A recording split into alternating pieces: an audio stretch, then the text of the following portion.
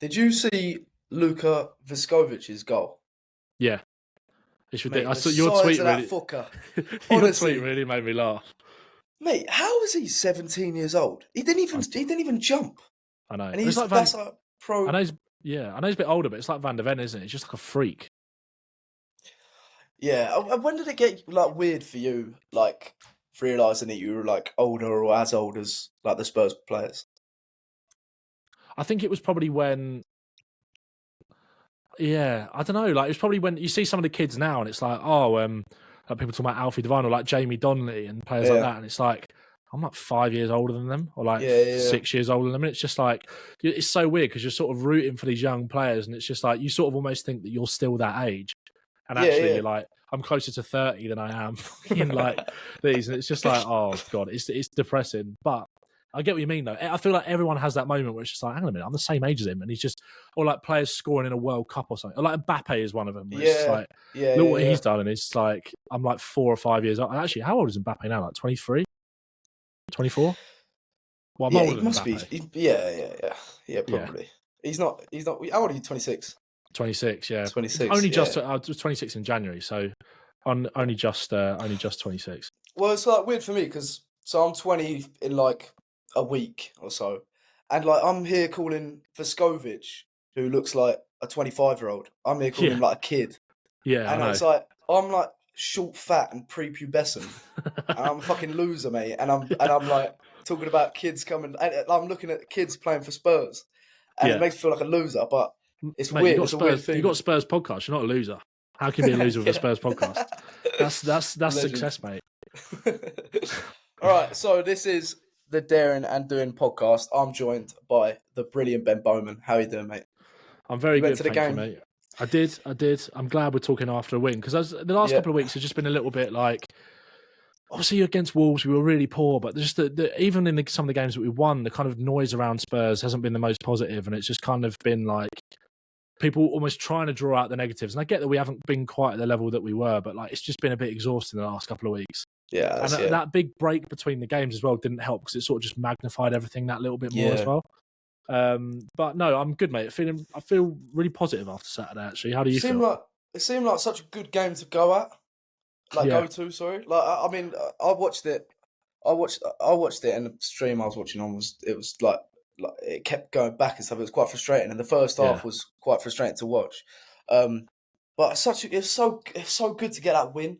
Like, it's such a relief, innit? And it just feels like you can go on about your week in a good mood, back to winning ways. But it was a little bit like the beginning of the season. You know, that buzz around the beginning of the season, the performances where we didn't really put a foot wrong. We're on the front foot.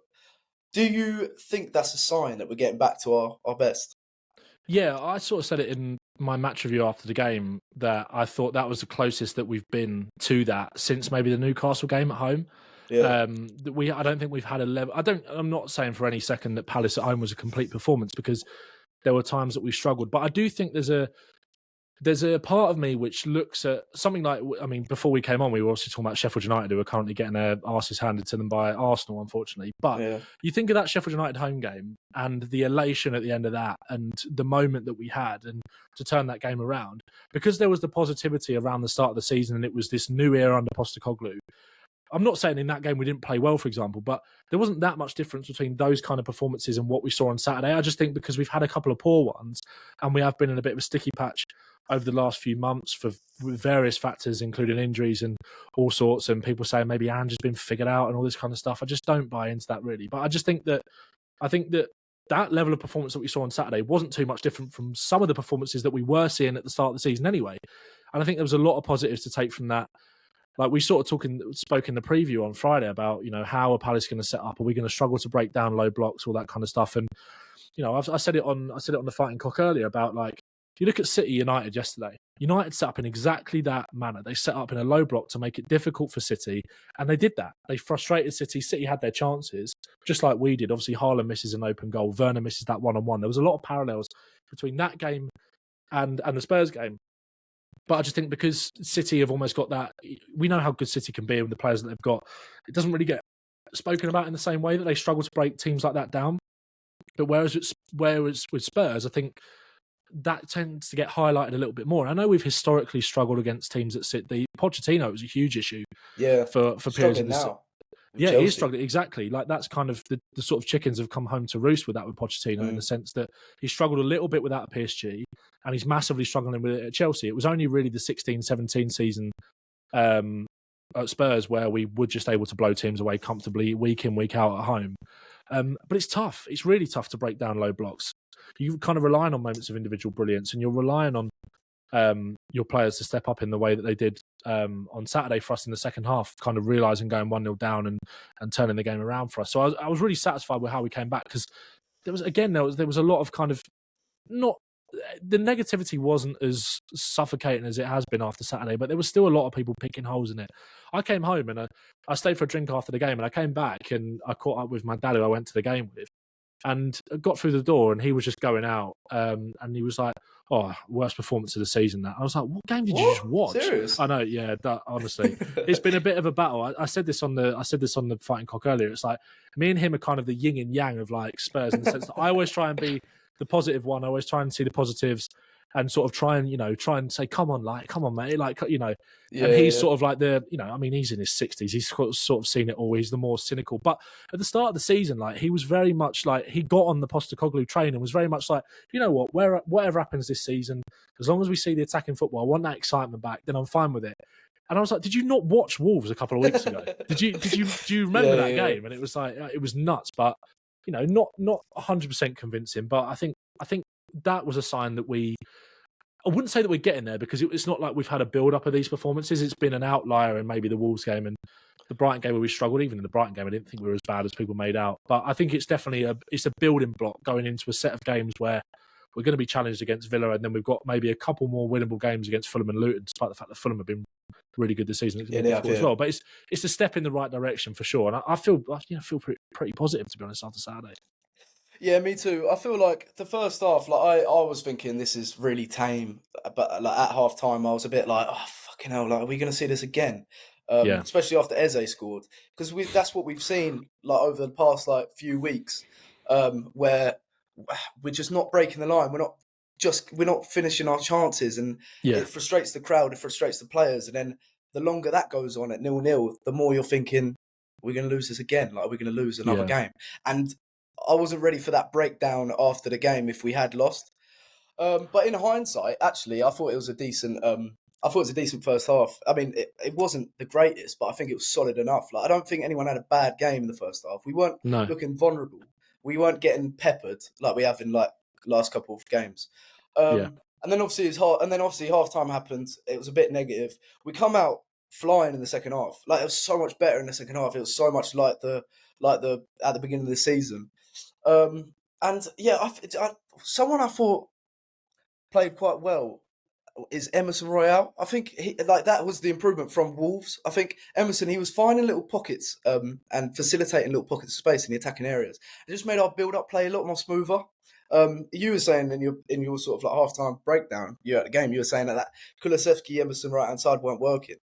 But I did think second half, it was much, much better. It was more balanced. And yeah, I think obviously we'll get into Ange's changes, but I think his game management was superb. I think there's not much we could have done about that Eze goal. Like that Eze goal was just a bit of brilliance from him. So I think overall it was a really, really positive performance. I thought it was unbelievable. I thought the second half was really, really good, and let's hope that puts us on track to like a good run of form. To be honest, definitely. I think I said it earlier. Like I feel like we've got this ability that not many other teams in the league have to be really, really suffocating and not let teams have that moment to breathe. We saw that against Brentford. We've seen it in a lot of games where we've sort of come back and really had those contained periods of pressure. And even if we're not creating clear-cut chance after clear-cut chance after clear-cut chance, it's just that continuous threat and we're not letting our foot off the gas. I think you're right to pick up on Emerson Royale because, like I said, at half-time it just didn't feel like that was clicking down that right-hand side. It wasn't anything really to do with Emerson. I just think it's more that something wasn't working. I can't really put my finger on what it was, but it just we felt a little bit toothless down that side. Again, Emerson was a bit unlucky actually with that chance that he flashed across the goal for. He had Sonny running into the box. He had Werner at the back post as well. it's one of those ones where you look at it, and if that's Pedro Porro, he probably does put that on the money. But again, we're kind of spoilt with his on the ball ability, and we've talked so much about Emerson. You know, you don't want to criticise him for it because he's just naturally not as good technically as someone like Porro. And again, it's such fine margins. And like if that cross is maybe an inch closer towards Sonny, he probably runs onto that and puts it in the back of the net. Or Werner keeps it alive at the back post and we're able to work it into the back of the net. And I thought second half, it was almost like he just gained a little bit of confidence. I mean, Eze's goal was spectacular, but you know, it's his first game coming back from injury. I don't think he got a lot of change out of Emerson at all. I thought Emerson did really well against him defensively. And same with França when he came on as well. Again, that was going to be a real... taking Eze off, I think, was a bit of a relief for Spurs, but bringing França on, obviously, young, direct, quick, wants to get in behind, wants to run at players. I thought it was going to be maybe a bit of a problem for Emerson, especially as, you know, we were going to be pushing bodies forward and Palace might have wanted to hit us on the counter-attack. But, yeah, it was... I thought Emerson had a pretty solid game, a much better performance than Wolves, and I think that was just kind of reflective of the team as a whole. Really, like it was just much more like it. I thought James Maddison had an excellent second half. I think you sort of alluded to it when we chatted over WhatsApp after the game, and he was so much more influential than we've seen him. And I think he's benefited from having that run of games where he's been allowed to find his feet again. And I thought he kind of was one of the main reasons, despite obviously he was involved with the second goal with the assist with the cross, but just in terms of his overall play, I thought he really dragged us back into that second half. I think Maddison, I think it just helped Son being in front of him. I just think Son fills him with confidence, because if you think about Maddison at Leicester as well, he's had that pacey striker getting in behind constantly, and that's what, like Vardy, and then obviously that's what Son does. I think it comes more natural to him playing with that player that's always trying to get in behind, always trying to like stretch defence. So I did think, Maddison had one of his best games in ages, a best game since he's come back from injury, and I do think that's probably down to Son. We talked about that in the preview. Two players that did play unbelievably well was Van de Ven, Romero. How lucky are we to have them? And do you think they will eventually surpass Toby and Jan's partnership in a Spurs shirt? Yeah, I actually do. Really? I do. I just think that Vertonghen and Alderweireld was superb, like absolutely superb. And, you know, this is 100% the best partnership that we've had since then, regardless. But I just think with the way they balance each other out, the way they fit next to each other, they're different in style, but, you know, it just makes for such an incredible partnership. You know, we've sort of spoken about the fact that I just don't think Romero necessarily gets the respect that he deserves from neutral fans or rival fans anyway. And to be honest, that's fine, because if they choose to ignore it just because they think that he's rash, that's fine by me, because you'll be surprised when you actually come up against him how good he is. And I think I've spoken about this quite a lot. I feel like with Van de Ven, because of the way he sort of plays and the way he defends is much more spectacular and kind of aesthetically pleasing in terms of what people want to see as a defender, you know, making those recovery runs, flying into those sliding tackles. Like, people love to see that sort of stuff. Whereas Romero, you don't really get as much of that. Like, despite the fact that people perceive Romero to be aggressive, and he is aggressive, but that's more in terms of the way that maybe he passes sometimes with purpose, the way he steps out of defence. And yes, he can be aggressive in the challenges that we have seen, and sometimes to our detriment, but most of the time, I think, to our betterness. And I think that they balance each other out so well. And I think they are going to hold the keys to whatever Spurs achieve under Postecoglou, because they're the ones that you build the team around. People will say, you've conceded nearly 40 goals this season, but how many of those were with Romero and Van de Ven in the team? And the goals that we've conceded in recent weeks were, you think back to the Brentford game, all right, we conceded 2 at home, but both of those goals were put down to individual errors. It was nothing to do with how we defend as a unit. Again, on Saturday, a pretty flawless defensive performance from all of them, really, from right back to left back, and Emerson and Van de Ven and Romero. And it was a brilliant set piece that undid us, and there's no shame in that. When you concede that goal, you sort of go, yeah, fair enough, not much you could do about it. But I think that they are amazing. Like I said, I think Van de Ven was probably better on the day. Obviously, Romero had that moment, an amazing moment. It was great to see him sort of running into the South Stand to celebrate, kissing the badge. You can see how much it means for him to play to Tottenham. He loves it here, and I think he relishes that responsibility that he's been given as the vice captain. I think that was a masterstroke from Postecoglou to really sort of give him that calmness that we've needed to see, to be fair. And he stepped up massively. I don't think he's been booked this year in the Premier League. So this perception around him being rash, I think, is just completely false. But Van de Ven, I think he was my man of the match on Saturday. He was absolutely faultless. the few times that Palace did put the ball over the top and look to turn us over, Mateta could have had a 10-yard head start, and he was just there behind him. And it's just the thing that amazes me with Van der Ven is that the composure in which he shows flying into these challenges to nick the ball off the striker and just go into that challenge so hard that the ball flies into the stands, and he just gets this kind of raucous reception, because that's what people want to see. It kind of goes back to what I said at the start about, like, from a neutral point of view, I think people rate Van der Ven higher because of, the fact that he is a bit of a freak in terms of his pace and his stature and what he's able to do. It's just incredibly impressive. And we are so lucky. And I think it speaks volumes that the fact that when we went down injured inside the first 5 minutes, me and the guys that I was sitting next to, you were sort of all looking to each other thinking, well, that's it then. That's it. Any sort of dream of top four is over. I know we cope well without him when we have Romero and Davis, but you're just looking at it thinking, well, how are we going to be able to defend them against Villa's high line next week? Like, how are we going to cope with City and Arsenal without Van der Ven? And it was such a relief that he was able to get up and carry on, because he was my man of the match on Saturday. I thought he was outstanding, Van der Ven, absolutely superb. And we, like you said at the start, we're so lucky to have them two as a partnership, because I think in years to come, hopefully they'll still be our partnership in 5 years' time. And I think what Spurs could achieve between now and then with them two at the back, and with Vicario and Porro and Doggy as a defensive unit, I do really think we could be on to something special with them two. I think they're just superb. Yeah, I agree with everything you said, mate. And like you said, with the recovery tackles and with those slide tackles that he timed so well, Van der Ven, it's box office. And that's why fans from other clubs pick it up, but they think, oh, bloody hell, what a tackle that is. But when you look at Romero, it's such lazy analysis when people say, oh, he's rash, like, oh, he's shit.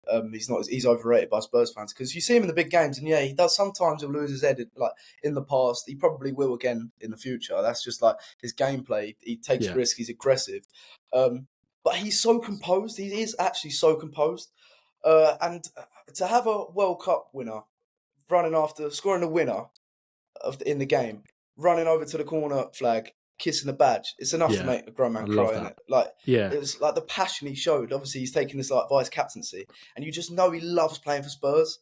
Yeah. We're so lucky to have Romero. I think, obviously, I actually think he's my favourite player at the moment, but I actually think he's our most important player. Yeah.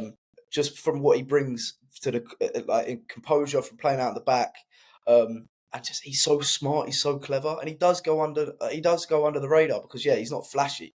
Yeah. But Van der Ven, one thing about Van der Ven I don't think it don't get talked about enough is his ability to overcome pressure. Yeah. And get past there were so many times where he was almost like a pressure point. The Palace attackers would jump on him. There'd be 2 or 3, and he'd just wriggle out of them, and then he'd be progressing up the ball. He's such a good ball progressor. He'd be progressing up the pitch with the ball, and starting an attack. And actually, he did that again for the Son goal as well. Yeah, it all started from him progressing up the pitch. So, and I do think Toby and Jan, I think they're very underrated in terms of Premier League defenders. I think what they did at Spurs was so special. It's just they didn't win silverware, so they didn't get that recognition. Yeah, exactly. Because week in, week out, that they were our most consistent performers. Yeah. But I think Van der Ven and Romero have potential to win a trophy with Spurs. I really do. We've got 5 years. We're on that trajectory. I really think there will be that solid back line. They'll be the face of the back line for the next 5 years, and it's such a good foundation for a team's spine having those two players. And I feel like as the years go on, they'll get better and better, and they'll be so good. And then I do think we'll win the trophy. I really do. Yeah. 100%. When you consider Romero is 25 and Van der Ven is 22, there's so much for them to achieve at Spurs. Yeah. I think that's a really interesting point you said about almost. I feel like a lot of teams have done that where they feel like they can press Van der Ven because, and this is one of the reasons why to sort of counteract that in a way, like when people were saying that Van der Ven should maybe be played at left back when we were missing Porro and Doggy, I wasn't a massive fan of it because I do think that with his sort of frame, there is a danger that if he gets caught in midfield when he's being asked to receive the ball in positions that a Doggy would, he could get caught out because he is quite tall and he could potentially look quite clunky receiving the ball sort of back to goal and being able to turn and drive with it. And I think that's actually why, or part of that is in terms of his frame, why teams think they can press him is because they think that he could be liable to lose it because of the fact that he could potentially look quite quite gangly and quite awkward on the ball. Yeah, but it's just like complete. Exactly, and it's completely the opposite. Like you saw it with the third goal. He's able, I think it was either Mateta or Edouard that went to press him, or maybe it was Ayew. I can't remember. It was one of the Palace forwards. He just shifts the ball inside, and then bang, he's away round him. And then with his stride, you're not catching him either. So if you try and press Van de Ven and he breaks past you, then Spurs are away because of what he's able to do and how, like you said, how well he's able to progress the ball, both in terms of his carries, but also in terms of the way he's able to progress the ball forward with his passing. I think that's a really interesting point. I think a lot of teams target him as a bit of a trigger point to press, and they don't really do that with Romero. I've noticed that quite a lot. They don't press Romero, whereas Van de Ven they like to go after because they think that he can maybe, because of his frame, get the ball stuck under his feet. We have seen that a couple of times. I remember in the first game, at the first minute against Brighton, I think Welbeck nicked it off of him, didn't he? And he was then away and in on goal. But I think that was more maybe just down to a poor touch or good effective pressure on the halfway line. But I think when Van de Ven's sitting on the edge of his own box or in his own box, if you want to press him, fair enough, go at him. But he's going to be able to get past you. And even if you nearly nick it back, he's got the strength and he's got the he's used his body positioning so well to sort of brush you aside and then win it back off you, and then Spurs are away anyway. I think he's just so composed in those moments. And I think that, like you said, I do think that Toby and Jan were underrated individually, but also as a partnership. And I do think, despite the fact that Chelsea won the league that year, they were the best centre-back partnership in the league, without a doubt. And I think Tottenham's goals conceded record and how solid we were, and the fact that we went unbeaten at home, winning 17 out of 19 games, speaks for that. And they were, like you said, we were an amazing attacking team, but I just think without that foundation, we don't achieve that. But I do think that now, I just think that Romero and Van de Ven are so key to what we want to do going forward. And I think Saturday was just a great example of it. And like I said, Romero to have that moment to once again, I think he's got 4 goals now this year, Romero.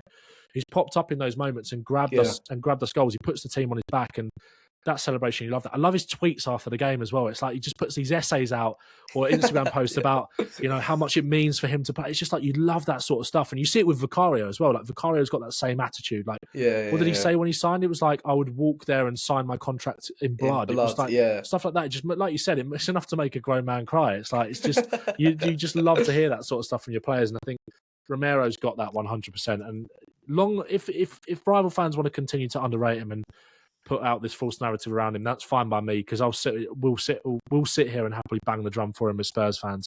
That's fine by me. But it's just ridiculous. Yeah, we actually know how valuable he is, and obviously how valuable he was for the Argentina team during the World Cup. Exactly. That's another thing that doesn't really get spoke about. No, it doesn't, and I think fans don't want to admit that, because then it goes into that argument that he actually is top 3 centre-backs in the league. But people don't want to have that conversation, I don't think. Because, again, it's lazy analysis to say, he's rash, like he's shit. He's unbelievable. He's world-class. And you can see the difference when he's in the team and when he's not. And I actually think the 3 fundamental players in this team playing out from the back the way we play are Van de Ven, Romero and Bissouma. And that leads me on to Bissouma, because he's been getting a lot of stick in the recent months from the fan base. He was exceptional over the weekend. What's your thoughts on his performance? And do you think the criticism he's been getting has been fair? Yes, I do. I do think it's been fair, but I think people have got quite short memories, and I think people have changed the narrative and said that he was good at the start of the season, but the level that we've seen since then hasn't been at that, and he's fallen off a cliff massively. I think the reason it looks like he's fallen off a cliff is because he was actually amazing at the start of the season. It wasn't just that he was good and we'd just seen an improvement from last year. He was playing at a level that we hadn't even seen at Brighton, in my opinion. He was exceptional in those first 10 or so games. And yes, he's had moments where he's been rash. Forest, it was a silly red card. He's had moments where he's not looked quite at it. And you've got to remember as well, just coming back from AFCON, and I think also it was interesting to see how well a midfield of Bissouma, Bentancur and Maddison would have worked. And I think we did see that at the weekend, although Bentancur's clearly still not quite up to that level, but we've got to give him time. But Bissouma, I tweeted out after the game, I think Bissouma's performance almost encapsulated what Spurs are right now. Not quite back to our amazing best, but so much better, and such a step up from what we've seen in recent weeks. I thought he was so composed on the ball. I thought he just helped us play out from the back. There was one move that we put forward from back to front where it resulted in that chance that I was speaking about earlier with Emerson putting the ball across the face of the box. That all came from Bissouma's calmness under pressure. I think he took the ball in his chest and played a pass on the volley I think it was maybe into a Doggy or Yeah. Bentancur, and then Maddison was away, and then we drove up the pitch. Moments like that, when he's playing with that kind of confidence, his ability to show that composure in situations where he's got 2 or 3 players around him is what made him so good at the start of the season. I just think back to the Arsenal game where there was one moment towards the end of the game, I think, when we were sort of had control of it, where Arsenal were pressing us and he picked the ball up on the edge of our box, beat 3 or 4 players, turned out of a situation and drove away. And we weren't quite seeing that from Basuma, but it was just much more like it. It was much Closer more to of that. Closer to that. Calmness under pressure, not giving silly free kicks away, just a lot more settled from Basuma, I think. And I think it bodes very well because he's going to have a big role to play at Villa next week, because I think the game is going to be won in midfield, especially with both how well both teams are to set up to play on the transition. And if you can win that midfield battle, it allows you to do that. And I think Basuma is going to be key next week, playing out under pressure as well. But it was much more like it from him. And I think it's good because I do think, like you said, I think the criticism has been fair, but I think it's been fair, but it's been over the top. I think a lot of it, in my opinion. It's fair enough being critical, but I just think that people have quite short memories when it comes to some of these players, and we should just allow them that bit of time and space to sort of come back into the team and get back up to that level, because it's not been easy. I think prior to the Wolves game, he hadn't started a game for Spurs since December because of the suspension that he picked up, and yes, that was his fault. But then he was suspended, then went to the African Cup of Nations, so he's not started a game for Spurs in basically 3 months. Yeah. I think he definitely deserves his praise after Saturday, and hopefully can sort of continue to kick on and get back up to that level. Well, I think the word you used that defines him is confidence. He's such a confidence player. You can tell. You saw when Ange put the confidence in him at pre-season. You saw how he started the season. He was relishing in the midfield, and I actually think he was our best player at the beginning of the season until he started. He had an off game. I think was it Liverpool. I think it wasn't as good. He was still good, and then it was the next game. I think we lost. He got sent off. We beat Luton. We scraped past them, and then since then he hadn't really looked the same. But I really think he's so influential with the way we play. When he's flourishing, we're at our best because he's playing at the core of the team, and that I think we play such risk-taking football that the most likely player to make mistakes is Basuma, because he's right at the centre, he's right at the core. So I feel like we need to be patient with him. If he makes a mistake, we need to back him. We can't then be like, oh shit, at the meltdown on Twitter, the criticism has been really harsh. People have written him off. And you got to think what that does to his confidence. I mean, you said it, that one where he took it on his chest and he flicked it over the top to a doggy near the beginning of the game. He sat that Palace player down. I can't remember who it was. He sat it down. The crowd reacted, and you could just see that sort of swagger sort of come back to him. And I really, really hope he kicks on, because when he's at his best, Spurs are at his best. And I feel like the criticism has also been a bit harsh, because when he was playing with Spurs, when he was playing poorly for Spurs, we had quite a disjointed team. He was coming in the City game. He made a few mistakes. We had Emerson and Davis centre back, and think of the change it is receiving the ball of Emerson and Davis than it is from Van der Ven and Romero. We talk about how good they are with their distribution from the back and under pressure. So that must have been such a change, such a drastic change, and even having Skip Højbjerg in the midfield with him instead of Sarr or instead of Maddison. Maddison's been out. He's had to play with such a different midfield, such a different team, and he's right at the spine of it. He's right at the core. So it must have been really hard for him to adapt, especially when you're not feeling that confident as well. I feel like the criticism has been fair because he has made mistakes and that has cost us in games. But he's the most likely player to make mistakes in this risk-taking football that we play. So I feel like we need to back him every time he makes a mistake, because we need him at his full confidence to be successful.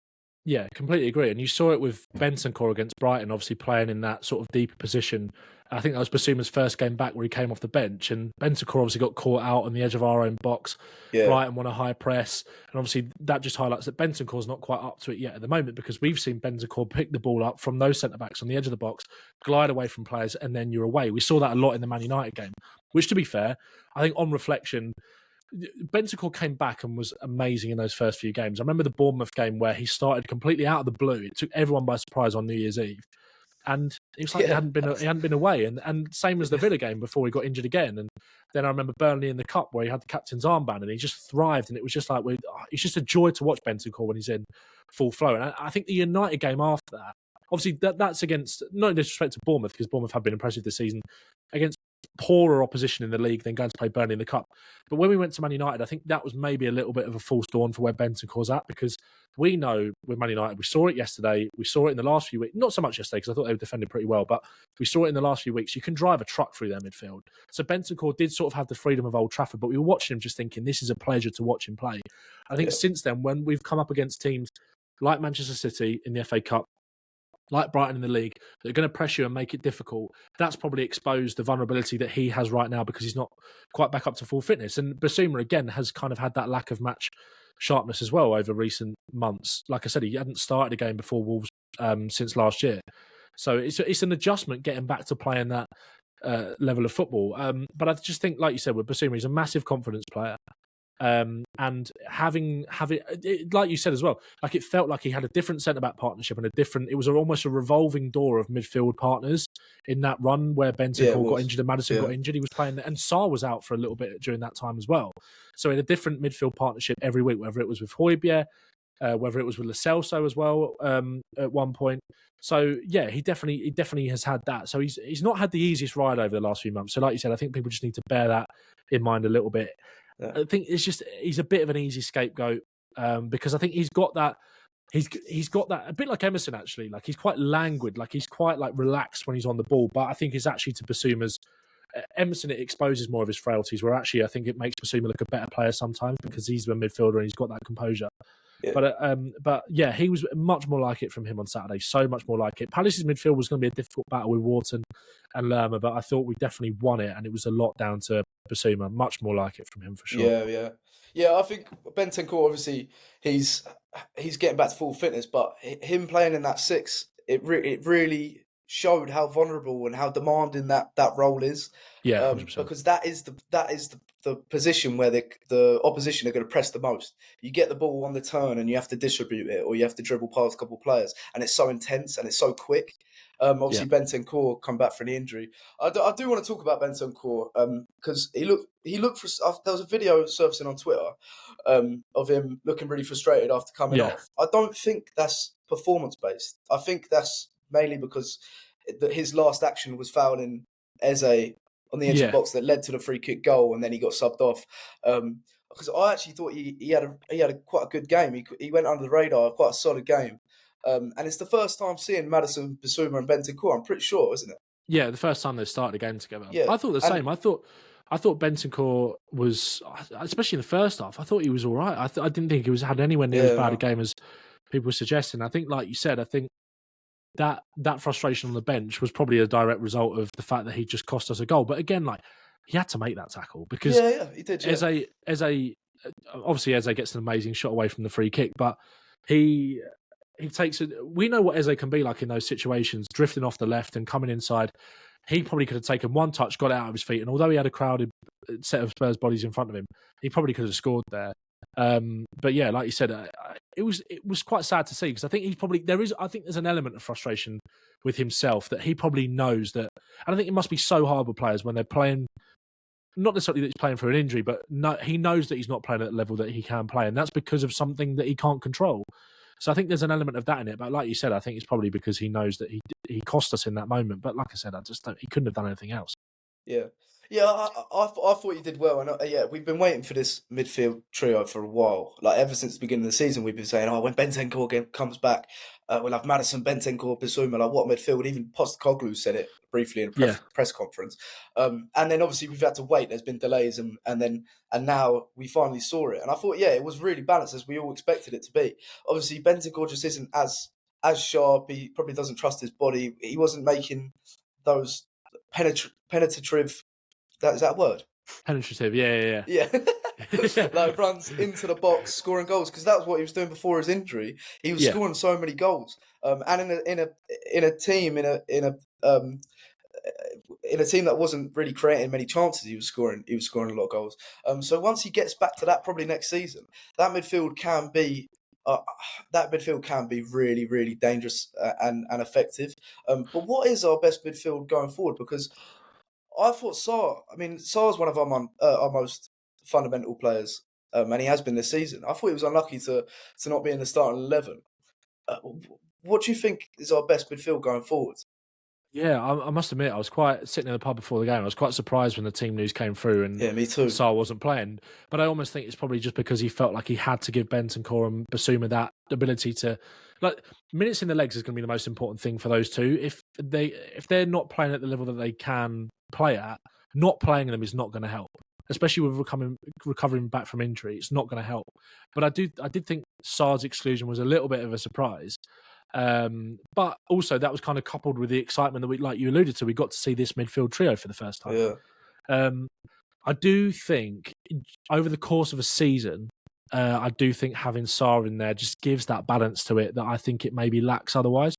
And I think as well, the beauty of it is that going into next season with European football, there is that mould to really figure out what the best midfield is, because Postecoglou's not going to have that this year, because he's going to have to pick what he thinks is the best for that individual game throughout between now and the rest of the season, because we're only fighting in one competition. That is always going to be the case anyway. But I just think that being in Europe next season gives him a bit more of an opportunity to tinker. You know, we've been in both cups and been out after one game and then 2 games in the FA Cup, so he's not had that prolonged run to sort of mix it up. And obviously Bentancur wasn't available at the first point of the season as well. And then Basuma wasn't back by the time we were in the FA Cup. So again, he's not had really the chance to mix around. No. So I think he was just giving himself that opportunity on Saturday. Maybe as well that he thought that it wasn't going to be as much of a transitional based game, and Sarr does really thrive in those moments. I think we ended the game with 74% possession, maybe, or definitely high. Like we had a lot more of the ball than Palace. So I think having the players that, and this isn't dismissing Sarr's quality on the ball by any stretch of the imagination, but it was probably going to be a more possession-based game for Spurs. So having Basuma and Bentancur on the pitch, and like you said, Bentancur's ability to drive into the box and all that kind of thing as well, is probably where he thought the best way to win the game. And I think next week, when we've got when it is going to be much more transitional based, I think Sarr will definitely come back in for Bentancur. So I think it's just between now and the end of the season, I think it's just horses for courses really with the midfield. Yeah. And then next season we'll get an idea. But I think in terms of what in terms of what our best midfield is now, I do think it's probably Basuma, Sarr, and Maddison is obviously a no-brainer, but I would go with those 3. Yeah, I'll probably agree. It's a good problem to have, though, isn't it? Because we've been such a fucking shit midfield for the last couple of years, and now we've got a really good problem in. He should be playing. Oh no, he should be playing. Like our midfield, and you're going to see the rotation once we're in Champions League or Europa League next season. We'll definitely be in Europe next season, I think. And you're going to see the beauty of it, of having such depth in midfield. A player that's been linked with a move away today, Fabrizio Romano's confirming that he's changed his agent, is Højbjerg, and obviously he's looking likely to leave. With Bentancur, like looking at how he fits in the system, do you think he's better as an 8 or a 6? And obviously, when we sell Højbjerg, what do you think is the most important position to look for in the market? Do you think it's an 8 or a 6? Do you think Bentancur will most likely be a 6 in the system or an 8 in the system? And therefore, do we go for a 6 or an 8 in the market? I think as well, when you look at the fact that Lo Celso will probably be moved on in the summer potentially as well. So. Yeah. So I think Spurs will look to sign more of a progressive midfielder, and I think that's why the links to Conor Gallagher just haven't gone away, because they want that high intensity, high pressing midfielder that, even though they're not necessarily a 6, they're going to cover a lot of ground and do a lot of gritty defensive work as well, which is what Gallagher has done so much of for Chelsea this season. Covered more ground than any player, but he's also added that attacking output to his game as well. He's just everywhere. So I think that's the sort of profile that Spurs will look at. In terms of whether Bentancur is best suited to that 6, it's a really tricky one, because I remember when things were going really well at the start of the season and Basuma was flying in those first 6-7 games. I think this was off the back of the Arsenal game. I made a video sort of talking about how, looking ahead, months ahead to the African Cup of Nations, and how Spurs deal with that problem in terms of who comes in at that number 6. And I think Bentancur at the time I thought was a really good option because of how composed he is on the ball, you know, how well he is able to win the ball back for us. We saw that so much under Conte, that combative midfielder. He was our best player week in, week out up until that injury. Obviously, we had Harry Kane who was banging in goals for fun, but Bentancur consistently from the start of that season, from the start of the second Conte season, through to February when he got injured, he was our best player week in, week out, because he could do absolutely everything. Defensive side of the game, being press resistant, able to win the ball back, which is so much more about what that 6 role is now compared to maybe what it was before in terms of your archetypal defensive midfielder. It's about what you can offer on the ball as much as anything.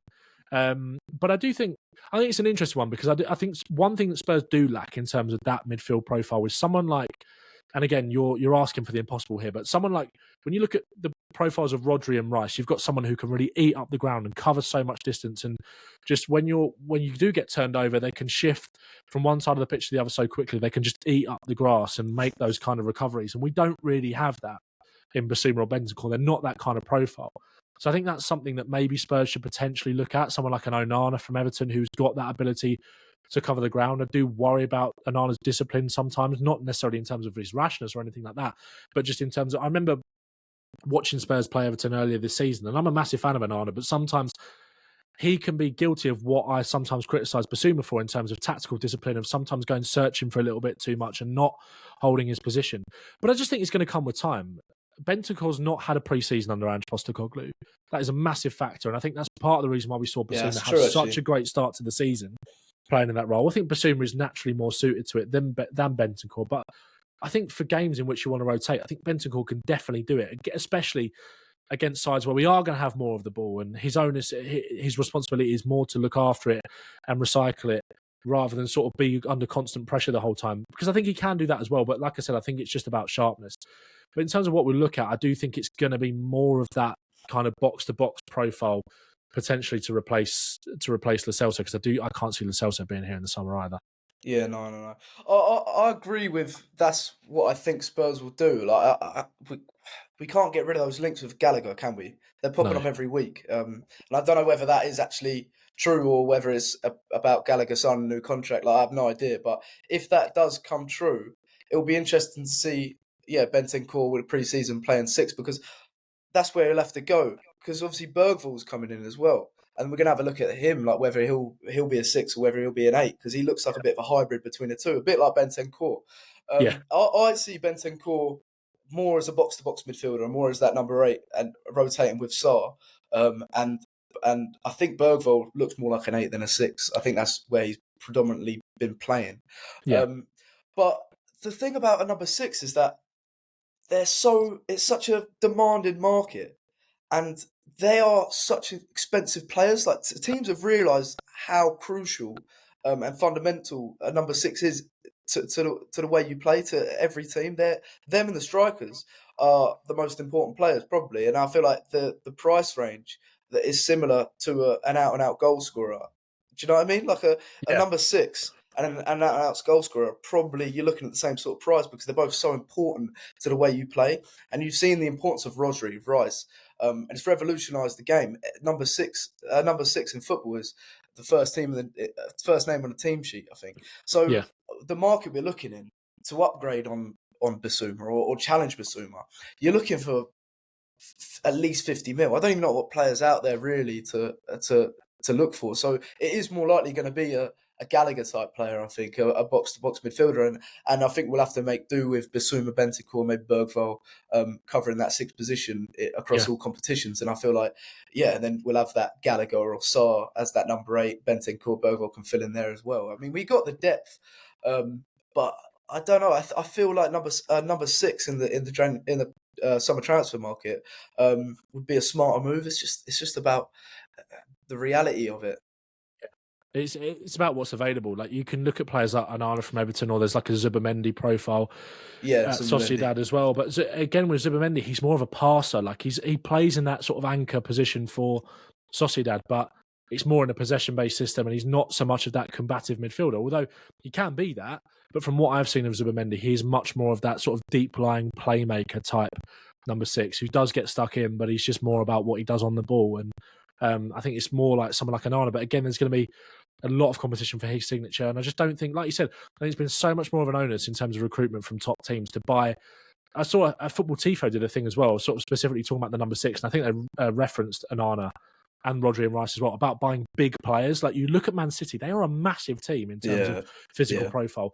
Arsenal, for the most part as well, they're a big physical team, big tall players. Like, it's kind of it's a very small market that you're dipping into for a hell of a big price tag. So yeah, I definitely think between now and the end of the season, I think once these two get back up to full sharpness, it's probably not going to be a conversation we're having in 2 weeks' time, or hopefully not anyway. But I do think it's an interesting one come the summer. Yeah, yeah, and I feel like the more stacked our midfield gets with depth, I feel like the less likely it is for players like Devine, Tyrese Hall to come through and break Yeah, through that into that first team. And I 100%. don't think we should be blocking that pathway through. I feel like we should trust what we've got, and start sort of introducing those types of players in the cup competitions. I feel like we have got the depth already, especially with Bergvall coming in. So I don't know if it's necessary, but it does look like we're going for that sort of move. Yeah, I agree. And it's kind of, we talked about it on Friday in terms of Champions League or Europa League. And this is why I think the Europa League, as much as I'd love to be in the Champions League, is a really good opportunity to bed these kind of players. And like you said, there's a balance between going out and buying quality players for every position. And again, like obviously we're going to move on to talk about Werner and Son shortly. But obviously in an attacking sense as well, like you're kind of risking stunting the development of some of these players if you go out and make sure, like, we have to buy Neto, we have to buy Eze. Like, don't get me wrong, I'd love either of them, I'd love both of them, but Yeah, you've got to look at what we've got. Like, you've kind of got to give yeah, these players an opportunity. And I do think being in the Europa League is a good opportunity for us to do that, because in the Champions League, there's much more added pressure there. And unless you go deep in the cups, you're not going to be able to give them consistent game time. And I think it's a nice sort of step forward on the rebuild for Spurs. But we're going to have that problem in an attacking sense as well, because again, that's going to be, we talked about it on Friday. Like, it seems as if Eze and Neto are our top two attacking targets for the summer. There's going to be talk of Nico Williams as well, which seems like we're going to spend big in that position. But we've got to be careful not to stunt the development of some of these exciting players coming through. yeah, exactly. Yeah, and Bentancur was eventually subbed off for Brennan Johnson, who made such an impact off the bench, getting 2 assists. Do you think, actually, first of all, Ange's subs? I want to quickly touch on this because I thought it was such an improvement from previous weeks. I feel like a lot of the reaction from the losses over the last there's been one loss, but the performances Yeah, over the last few weeks has been criticism of Ange's game management of his substitutes and how late they're coming on, who's actually coming on, and whether or not it changes it. Obviously, we've had that 2-week break, and I thought he got his substitutes spot on. I thought he got yeah. his. I don't think he put a foot wrong in that department in the game. What do you think of that? Because after the Wolves game as well, Postecoglou was saying it was down to him to fix what went wrong, and I feel like there wasn't enough change in the Wolves game. And then you saw, as soon as we went 1-0 down, bang, Kulusevski into midfield. We played more 2 advanced eights. And then when we took the lead, soon as we took the lead, he was calling, was it Højbjerg onto the pitch. It was such an improvement. Yeah, for sure. He's been really, sometimes it's better to be proactive than reactive with your substitutes. But I think there's a time to be reactive, and I think he definitely did that, and he got it bang on. I think that the consistent change that we've seen throughout the season of when we're losing, bringing Brennan Johnson on the right, moving Kulusevski into midfield, is actually a bit of a cheat code for Spurs. It worked massively against Brentford, allowed us to really overload the midfield, stretch the pitch. He tried to do the same thing against Wolves, and I really didn't think it was the game to do that. I was quite critical of Ange's substitutes after the Wolves game, because I don't think he should have taken Richarlison off, for example. I think we needed that presence in the box. And that was the first time I sort of come away from one of the games thinking, I don't really understand what he's trying to do here. But like you said, Palace, I think he got it bang on. I think his game management was superb. And even like you said, when we took the lead, let's shore this up now. And Straight people away. have, exactly. And people have been, sometimes with Postecoglou, he can't really win because people will say, like, people want to go for the throat and want to go and get that third goal to seal the game. But also he's been criticised for going too gung-ho when we have been in the lead. And I think he got that balance absolutely right on Saturday. I think Johnson was a game changer. I was so pleased with Johnson because I think that he's obviously, recently, he's come on in games and made an impact on the score sheet. Brentford came on at half-time, scored within a couple of minutes, does what he does so well, arriving at the back post, sliding in to finish it. His movement and sensing of that danger, sensing of the opportunity and the danger for the other team is superb. And that's one of the main facets to his game, and something that we can really, really build on with him. Same as at Brighton as well, in that position to score. That is going to become the Brennan Johnson archetype goal. We used to see it quite a lot with Aaron Lennon when Lennon was at Spurs. Obviously, Lennon was a more tricky 1v1 direct winger than Johnson is. But how many times did we see Lennon running across the face of the goal and being on the end of a Bale cross, for example, to be there on the line to tap it in? It's just that in anticipation and that movement and that sense of the danger that it may cause. And I think Johnson has definitely got that in him. But obviously didn't get on the score sheet on Saturday, got 2 assists. That first, the equaliser was just, it's something that I don't think we've seen enough from Johnson. Obviously, criticise him all you like, that's completely fair enough. And I've always tried to be as supportive of Johnson as I can, despite the fact that I have criticised him at points. But I've criticised him based on things that I think he can improve. And I think there's a lot of people that have just written him off as this flop, as this £50 million signing. Why have we wasted our money, etc., etc. It's just boring. He can't control the price tag. He's a young player. He's come in with a lot of expectation. We know deep down that he was brought in as a player to compete in the next few years for Tottenham, to be a squad player and develop into a starter. And that's the trajectory that he is on. But because some of his cameos haven't been the most impressive, people just throw that out the window. And it's really, really frustrating. But to have that tenacity, that bravery, that desire to keep putting Anderson under that pressure, to get that goal, he got a bit lucky, but you make your own luck. When you press, you try that. Arguably, it's a reward. That luck is a reward for you putting in the effort. And that's exactly what he did. He got a bit lucky when the second one fell to him as well. I think it's Richards or Mitchell that comes across to try and make that second tackle, and it ricochets perfectly for Johnson. But that's because he's putting himself in that situation. And then he gets his head up. It's a great cross to the back post for Werner, and Werner's there to tap it in. And then with the third goal as well, obviously he gets the assist. He's not slipped on through on goal. Again, it's his pressing, his desire to make that tackle, win the ball back, and it's deflected off of him through to Sonny to go through and bury it. And that's, again, because of his work rate, his desire. It was a bravery from Johnson that we haven't seen enough of in these cameos. And that's why I think, I don't think it's an obvious shout to say I think it was his most impressive cameo of the season, for sure. But I was really, really pleased for him, because I think that's just, it's almost like all of the things that people have been criticising him for, he put right in that game, because it's not been about his goal scoring. It's not been about certain other aspects of his game. Yes, maybe he needs to be more brave in terms of taking players on, but he played on the right. He moved over to the left. He did well against Munoz down that side, as well as causing Mitchell problems. It was just a really good performance from Johnson off the bench, really impactful, and I'm really pleased for him. Yeah, I agree. I think the criticism he's been thrown under is about his end product, but the 2 assists were brilliant, and I like the words you used, the cheat code. He is a cheat code off the bench. He adds that different dynamic in attack. He's so quick. He's intense. He's direct. And he's got that attacking instinct. He's constantly trying to go forward, head down, go forward. And I feel like when a defence is tiring and you bring on someone like Brennan Johnson, they're going to look up and be like, oh, for fuck's sake. Yeah. Like, do you know what I mean? Like, Brennan Johnson comes on just full of energy. And he did change the game. I do think he's better. The thing that impressed me the most is that I think he's better when the game's stretched. Yeah, 100%. And again, he was coming on against the low block, a Palestine that's trying to see out a result. So that really impressed me. The fact that he was able to change the game when that game didn't suit him, didn't suit his best attributes, but he was still able to really make a change. And he needs to be utilised off the bench from now on. I think Kulusevski starts to sort of start the game off, and then Johnson comes on when that defence is tiring. I think he could be such a cheat code, like you say, like he can be going forward. Werner started over him. He had probably one of his best performances in a Spurs shirt. He got his first goal. And I think, actually, the fact Werner started over Brennan Johnson, who was a bit of a marquee signing for Postecoglou, I think that spoke volumes over whether Spurs are actually going to sign on Werner permanently in the summer. Because I feel like Ange does love him, and he does suit the system the way Ange wants to play at the moment. Do you see him becoming a permanent signing, and is that something you'd want to see?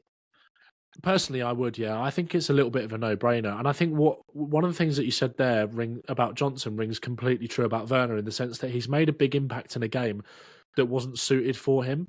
And I think that will give him so much confidence going into the Villa game next week, where it's going to be more open. They're going to play a higher line. There's going to be more opportunities for Werner to get in behind, like Johnson, and utilise the strengths that we know that Werner's got, his pace and his timing of runs and his anticipation and his movement.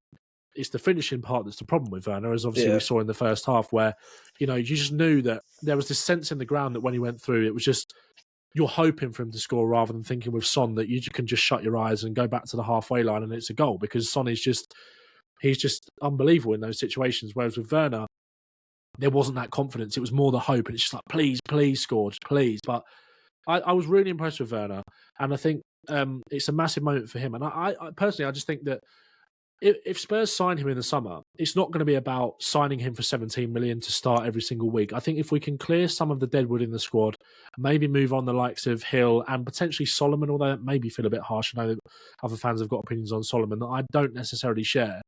If you can keep Werner as almost that deepest option as you're attacking, as a backup striker and as a winger as well, to come on in games when the game is stretched, exactly like you said about Johnson, especially with European football, I just think it's a bit of a no-brainer. I was really happy for him on Saturday because he kept his head up after the miss, didn't let it affect him.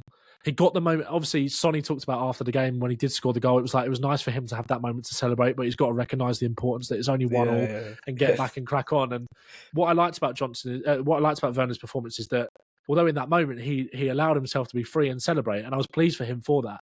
But after that, it was straight back to business. And after the miss, it was straight back to business and head down, running at the fullback, cutting the ball back into dangerous areas.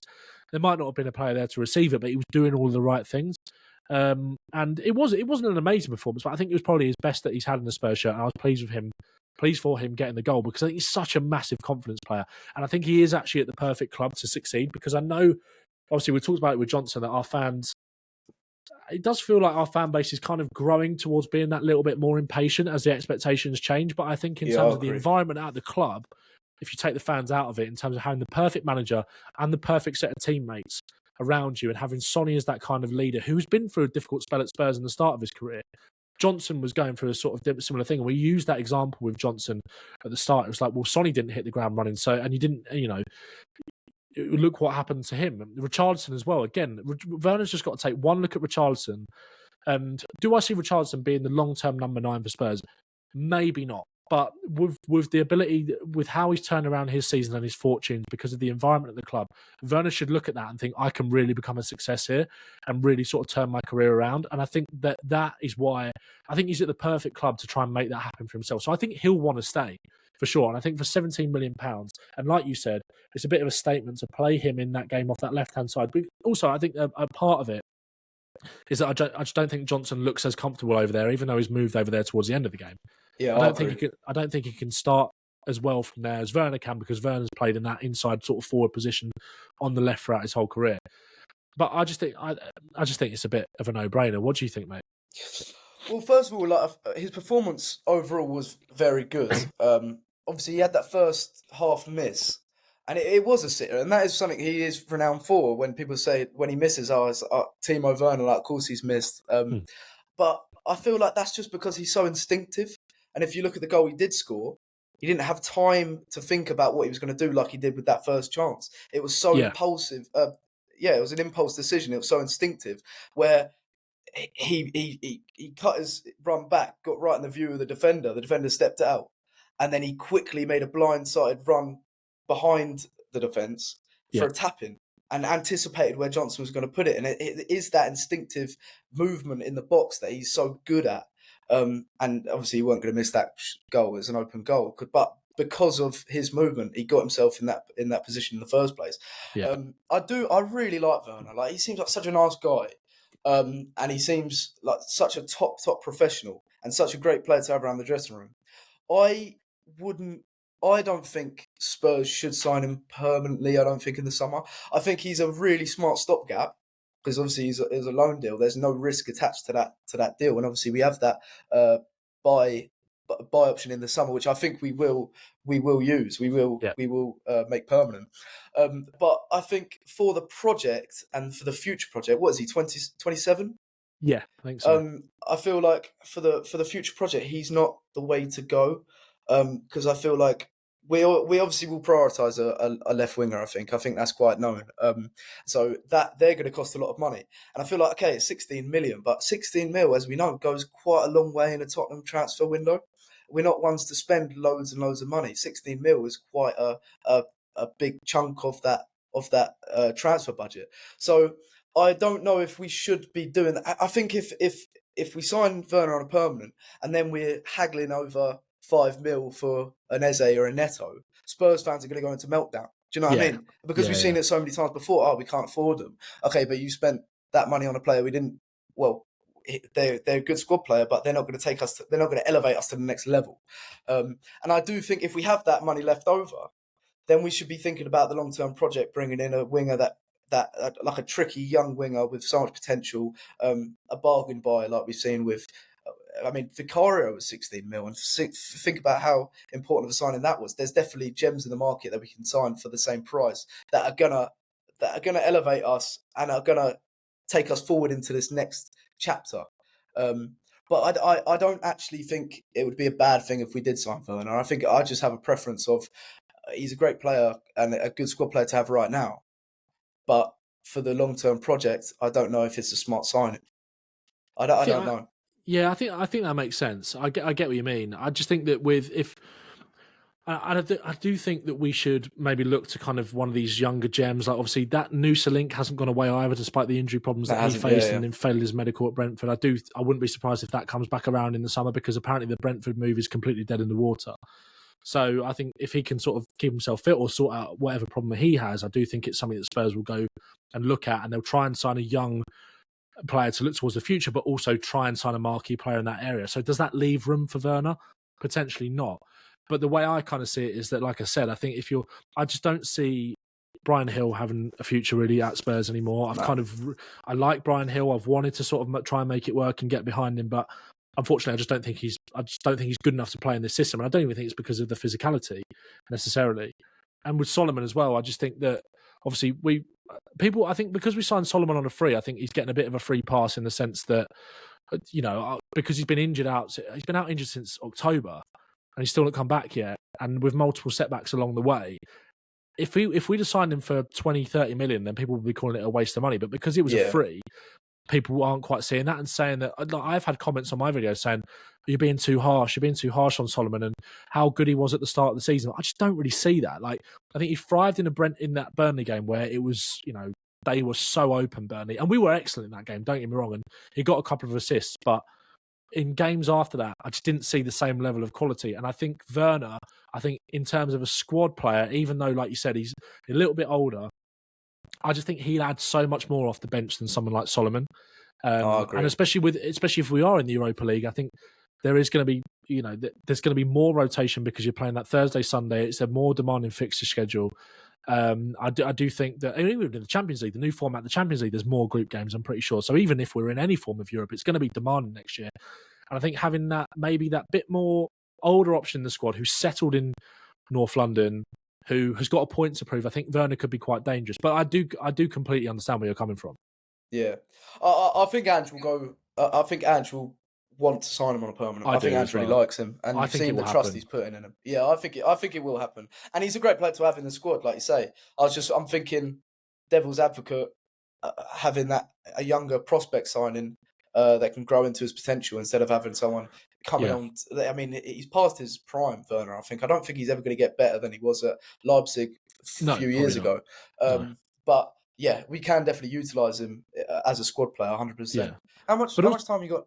Sorry, I've got. Go on. No, I was just going to say, I feel like as well, it kind of comes back to what we said earlier about even if we're to sign a young winger, we've got players like Santiago already at the club. So and since Bell has been playing a lot more as a wide player on the other side on the right, despite the fact he's probably more of a number 9. Is signing Werner stunting the growth again of one of those young attacking players that we've got at the club? You could argue that, especially going into Europe and in the Premier League, those players don't take up a squad place anyway, so it doesn't really matter. But it's not necessarily about the numbers; it's more about the roadblock for those younger players. Yeah, the project.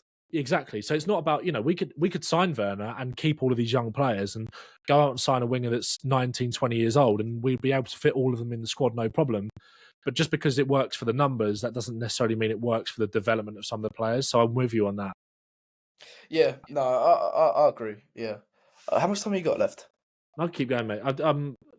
I feel like we've done like an hour and a bit anyway. I feel like we're sort of getting towards the end, but no rush. I can push back. I've spoken to Seb anyway. We can push it back. Oh, nice. Yeah, nice. Okay, well, we've got some questions from viewers and listeners on TikTok and Twitter. The first question is from Peach Owerty on Twitter. It says, could Vicario become the best keeper in the world one day? What do you think? I saw this question come in, and I was kind of looking forward to talking about it.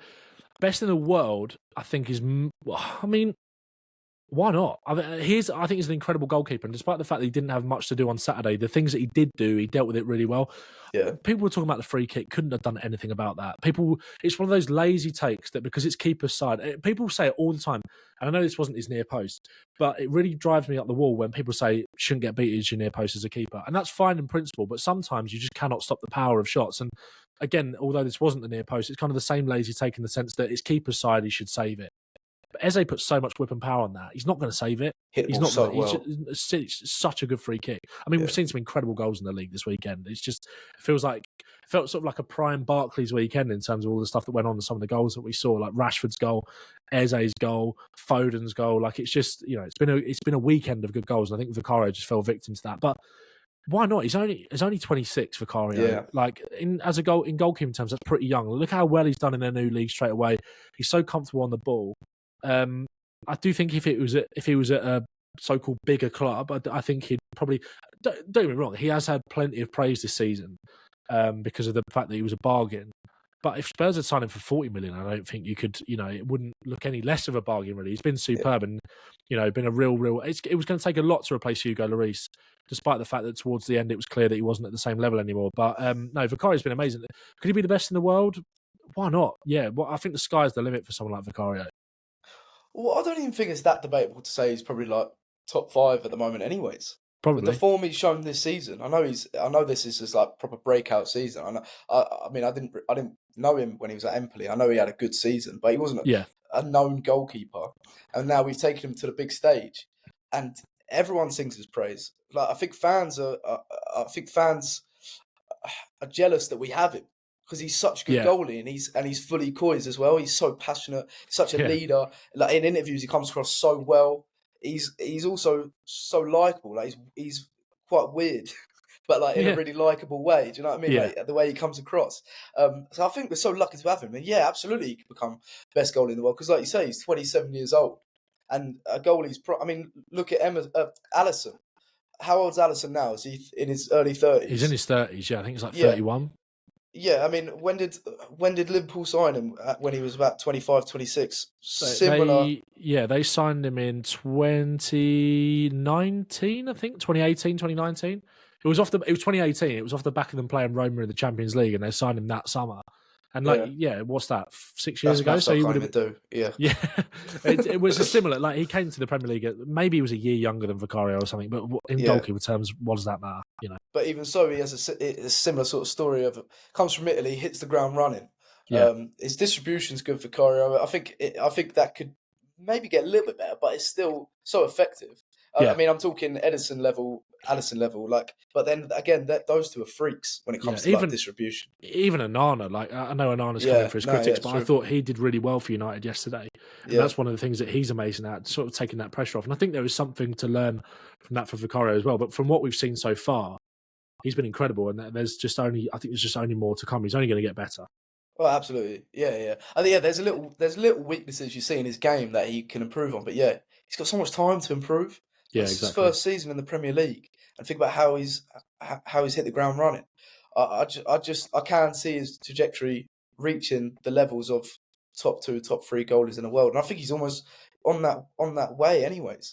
Yeah, he's on that trajectory for sure. Yeah, 100%. Yeah, right. Ollie on TikTok has said, "Thanks for getting the questions in, by the way. It's really good after one episode to have all these interactions. Yeah, 100%. So thank you for your participation." It's been quality. Ollie on TikTok says, "Do you see us winning the league in the next 5 years? I think if Ange stays, we have a chance. What do you reckon?" Yeah, I think if Ange, I definitely agree with the last part. I think if Ange stays, we've got a chance. I think out of any manager that we could have got, I think, bear in mind, we couldn't have seen that coming when he first came. He's going to give us. I do think he's going to give us the best chance of any manager to deliver us silverware in I think so. Somewhere or another. And I think we've shown that we can go toe to toe with the big boys this season in some of the performances that we put across at City away and Liverpool at home, despite that dodgy disallowed goal. And Arsenal away as well. Arsenal have been amazing this season. We went there and we were the better team, arguably. Yeah, I think so. So I definitely think going with Ange is the way forward. The way that we're playing is the way that we're going to win things for sure, even though there's going to be bumps in the road and little hiccups here and there. I just think in terms of the long term, I just think without a doubt. Do I think we can win the league? I think it's as long if Guardiola's here, then no, because I think that Guardiola is going to get even. Look at.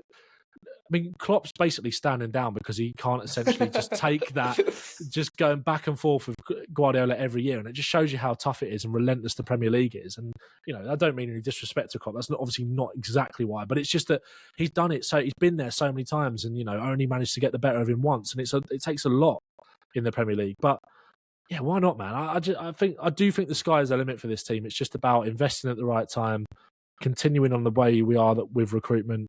And yeah, let's see where it goes. Yeah, I agree. I think we found our structure not only in our starting 11, but as a club that we're 100%. going in the right direction and we're all pulling in the same direction, which is such an improvement over the last couple of years.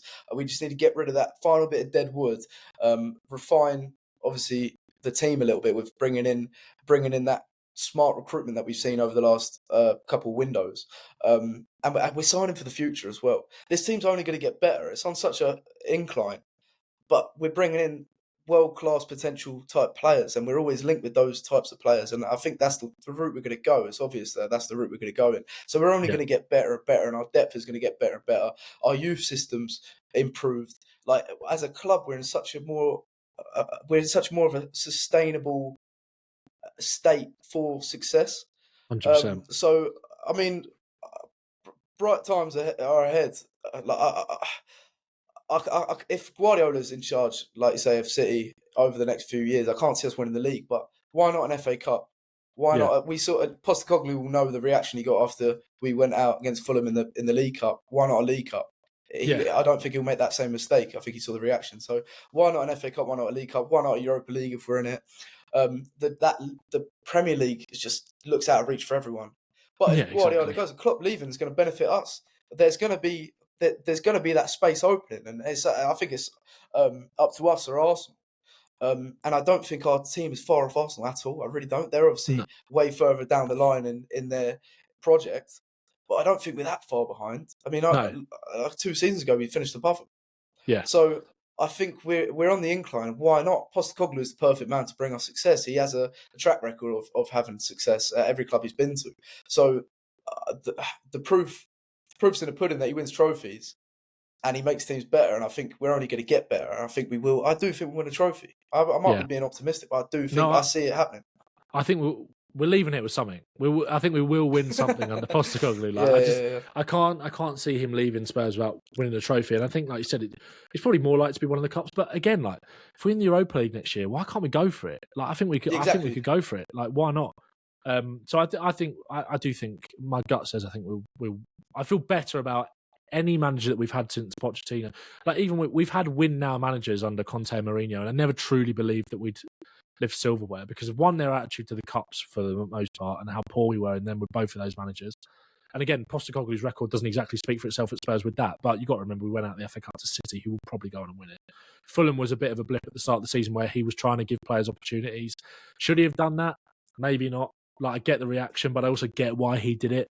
But they're going to be massive next season. Like you said, for the way that the fans did react to that Fulham defeat, he knows that he's going to have to approach it slightly differently next year. Even if it's the case of like giving the kids the opportunity and we go out, I think people will have a bit more of a sweet taste. Not sweet because you can't have a sweet taste in your mouth after going out of a cup, but you know what I mean. It's going to be easier to accept if he's like giving the young kids an opportunity. So yeah, man, I think we can win something 100%. Can we win the league? Fuck it, why not? Yeah, why not? Could we? Could we?